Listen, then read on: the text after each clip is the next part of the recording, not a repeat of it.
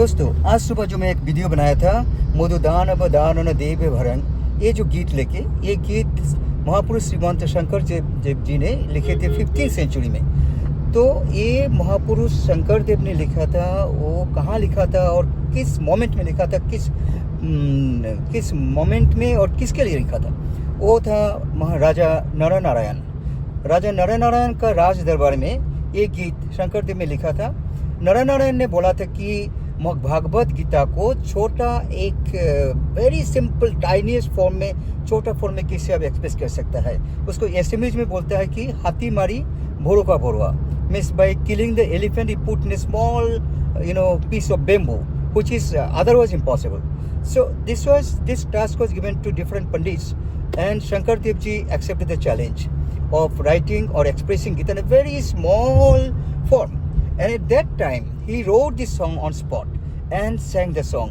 And उस song का ये जो origin है, ये हम details मेरा भी थोड़ा पता था from studies from other sources, and today I have verified this fact from the Pitambar Bhakat of Madhupur Shatra. He explained the same thing. I'll be sharing this also with you after some time. Please watch my video till the end. You'll be finding a lot of hidden facts about Shankar Dev's this song.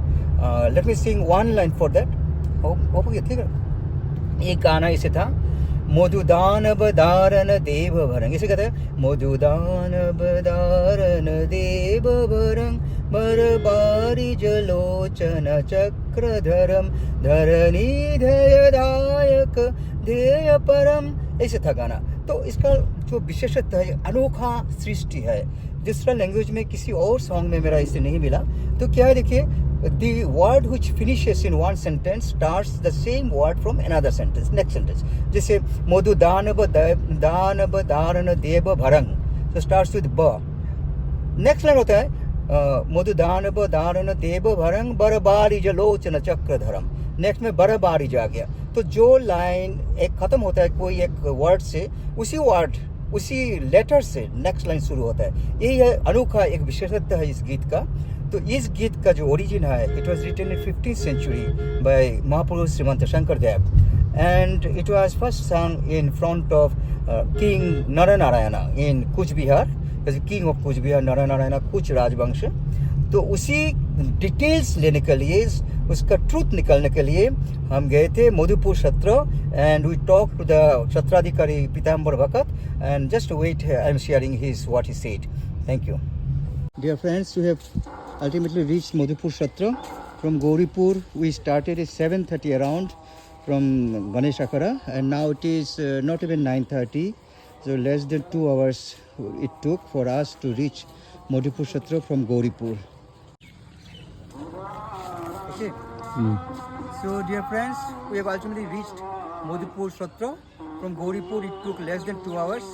And now we shall enter the Shatra and show you many things about this spiritual place of Madhupur Shatra. And let's come in. Welcome. Please come. Okay.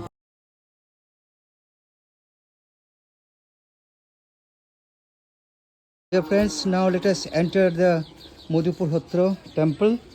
It was of early 15th century, and you can hear the voice of the spiritual persons who are singing Naam here.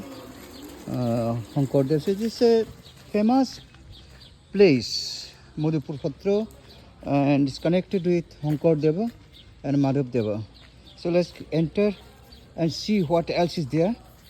We shall find out lots of things you can see here in this Shatra. You see lots of disciples, devotees are there sitting in the temple. I'll be showing you this and also go inside to show you many more things. So let's have some tips here from this side. Yes, here some people, no, I'll be coming that way, but here first time. Yes, so devotees are here, they've joined the Naam. Yes, the spiritual place of highest order, and these people are, I think they have come from Assam. Assam people? Yes. Oh, it's great. So dear friends, we are here in the Modipur Khatra. This is the picture of Srimanta Shankardeva.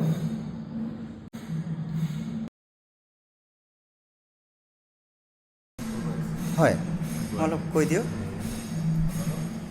হাতীমাৰি গুৰুগড় ঘৰুৱা কথা হয় ৰাজসভাত মহাৰাজ নৰনাৰায়ণ আৰু আন পণ্ডিতসকলৰ সৈতে মহাপুৰুষ শংকৰদেৱ ৰাজসভাত বহি আছিল যে মহাৰাজ নৰনাৰায়ণলৈ সকলোকে এটা কথা ক'ল যে আমি সাংসাৰিক মানুহ বিশাল ভাগৱতখন আমি পঢ়িবলৈ সময় নাপাওঁ এই বিশাল ভাগৱতখন চবুকেই কোনোবাই কৰি দিব পাৰিব এদিনত যেন পঢ়ি শেষ কৰিব পাৰিব একেই বহাগ এই পণ্ডিতসকলে ক'লে মহাৰাজ এইটো আপুনি হাতী মাৰি গুৰুগাত ভৰোৱা কথা কৈছে এইটো অসম্ভৱ ঈশ্বৰ শক্তি হ'লেহে পাৰে এদিনত কৰিব মনুষ্যৰ শক্তি এতিয়া মহাৰাজ নৰনাৰায়ণ মহাপুৰুষ শংকৰদেৱক চাই ক'লে যে গুৰুদেৱ আপুনিনো কি কয় তেতিয়া মহাপুৰুষ শংকৰদেৱে মহাৰাজ নৰনাৰায়ণলৈ কৈছিল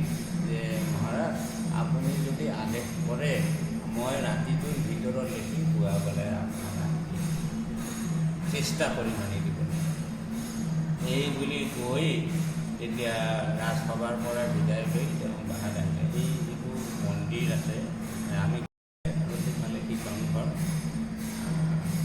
এই বাহাত সোমাই তেওঁ ৰাতিৰ ভিতৰত গুণমালা শাস্ত্ৰখন ৰচনা কৰিলে ৰাম নিৰঞ্জন পাতক ভঞ্জন নৱনাৰায়ণ সংসাৰৰ কাৰণ ভকত কাৰণ তোমাৰ চৰণ তুমি নিৰঞ্জন পাতক ভঞ্জন দানৱগঞ্জন গোপিকানন্দন বিধানটকা বংশীবায়ক জগতনায়ক মুক্তিদায়ক এনেকৈ গুণমালা শাস্ত্ৰখন ৰাতিপুৱা নিত্য কৰ্ম কৰি সেই গুণমালা শাস্ত্ৰখন এটাত এনেকুৱা টেকেলি এটাত ভৰাই লৈছে ভৰাই ওপৰত ৰঙা কাপোৰ এখন দি মেৰাই লৈ ওপৰত হাতী এটা আঁকি লৈছে আচ্ছা আচ্ছা আঁকি লৈ ৰাতিপুৱা ৰাজসভাত গ'ল তিনিজন আন দিনতকৈ সেইদিনা পণ্ডিতসকলে সোনকালে যাই বহি আছে যে শংকৰদেৱেনো আজি কি লিখি আনে যে ৰাজসভাত যাই মহাৰাজ নৰনাৰায়ণলৈ ক'লে যে গুণমালা শাস্ত্ৰ বুলি আমি সমস্ত গোটেই ভাগৱতৰ সাৰাংশ ৰচনা কৰি সেই মহাৰাজ নৰনাৰায়ণলৈ গ'লে চাওঁ কি এয়া গুৰুজনে লৈ দেখাই দিলে আৰু মহাৰাজ নৰনাৰায়ণে পাঠ কৰি শুনাব এই যেতিয়া শাস্ত্ৰখন লৈ উঠি যায় তেতিয়া সেই গীতটো গাইছিলে ততই মধুদান অৱদাৰণ দেৱ বৰম গৌৰৱাগী ধৰম ধৰণী ধৰধাৰণ দেৱ পৰম এনেকৈ এটা কথা এইটো লক্ষ্য কৰা গৈছে যিটো অন্য কোনো ভাষাত বা অন্য কোনো এনেকুৱা টুটুকা বা গীতত মই পোৱা নাই এইটো মই অলপ লক্ষ্য যেনেকৈ মধু না সেইটো এটা মধুদান অৱদাৰণ দেৱ ভৰং ভরং মানে বো बर बारिज लोचन चक्र धरम धरम মানে ধ ধরা নিধেয় ধায়ক ধেয় পরম তাহলে আকৌ প দিয়ে আৰম্ভ হৈছে এই যে একটা অভূতপূৰ্ব একটা ক্ৰিয়েশ্যন সৃষ্টি এটা এইটো বেলেগ ক'তো মই কিন্তু পোৱা নাই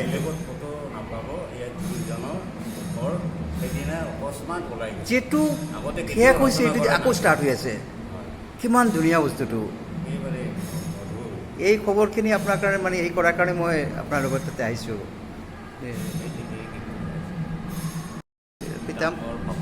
পীতাম্বৰ ভকত মই আগতে এবাৰ আহিছোঁ দুবছৰমান আগত ইয়াতে আৰু এজন গুৰু আছিলে সত্ৰাধিকাৰী হয় নাই ঠিক আচ্ছা আচ্ছা এই জেগাটোতো মাধৱদেৱৰ মৃত্যুস্থান নেকি এইটো মাধৱদেৱ ভেলাত বৈকুণ্ঠদেৱী হৈছে ভেলা সত্ৰখন ৰাজভৱনৰ পিছফালে তোৰছা নদীৰ কিনাৰতে আছিলে হয় ভেলা সত্ৰখন বাবে তোৰছা নদী সহায় লৈ যায় ঠিক আগমুহূৰ্তত ভেলা সত্ৰৰ গোটেই বস্তু আনি একেলগে মধুপুৰত স্থাপনা কৰিছে আৰু নামটো লগাই দিছে ভেলা মধুপুৰ ভেলাতে বৈকুণ্ঠগামী হৈছে মাধৱদেৱ মানে ৰাজভৱনৰ পিছফালেই আছে তাত কোচা নদীখন সেইফালে পাৰ হয়। গতিকে আৰু কাকত পূজাত মহাপুৰুষ শংকৰদেৱক মানে তাতে সংস্কাৰ কৰিছিলে। আৰু সেই কাকত পূজা থানখনৰ নদী শংকৰদেৱৰো মানে তিৰোধান ইয়াতে হৈছিল নেকি মধুপুৰত এইটো এৰিয়াত? একেটা অঞ্চল। আচ্ছা আচ্ছা। আৰু মাধৱদেৱৰো এইটো এৰিয়াতে? মধুপুৰত শংকৰদেৱ বৈকুণ্ঠদেৱ হৈছে ভেলাত মাধৱদেৱ বৈকুণ্ঠদেৱ। শংকৰদেৱ ইয়াত হৈছে আৰু ভেলাত মাধৱদেৱ। বেলাত। Oh. So we have come to this room where Brindavani Vastra this is given. Actually Brindavani Vastra is in UK, London. Let us see this.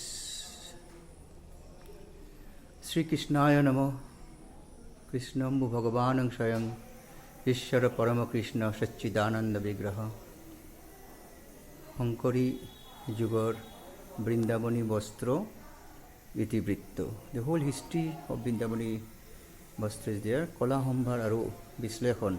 All these details are given here. Details about Brindavani Vastra.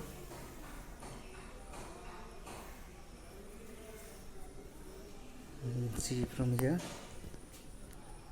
Hankari Jugar Brindavani Vastra Itibritto.